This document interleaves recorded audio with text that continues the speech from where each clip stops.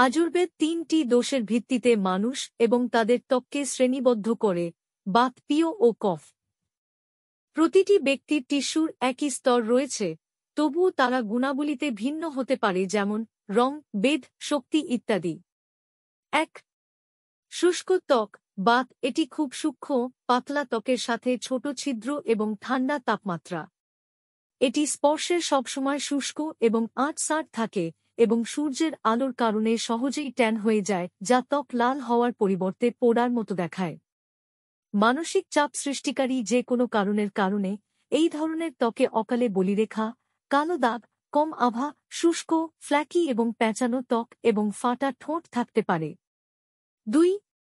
সংবেদনশীল ত্বক, পিও। এটি বেশিরভাগ নরম এবং উজ্জ্বল চেহারা এবং স্পর্শে উষ্ণ।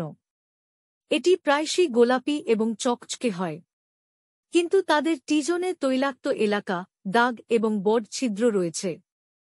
যখন এই ধরনের ত্বক চাপের সম্মুখীন হয় তখন এটি দেখাতে পারে অ্যালার্জির প্রতিক্রিয়া, লাল ভাব, আরও তৈলাক্ত, বড ছিদ্র এবং ব্ল্যাকহেডস, হোয়াইটহেডস এবং টিজনে ব্রণ। ৩. তৈলাক্ত ত্বক, কাফা। কাফা ত্বক পুরু, নরম এবং স্পর্শে ঠান্ডা এবং বেশিরভাগ সময় আর্দ্র ও তৈলাক্ত থাকে। তাদের বড ছিদ্র এবং ফ্যাকাশে বর্ণ রয়েছে যা সহজেই ট্যান্ড হতে পারে, তবে তারা ধীরে ধীরে বার্ধক্যের লক্ষণ দেখায়।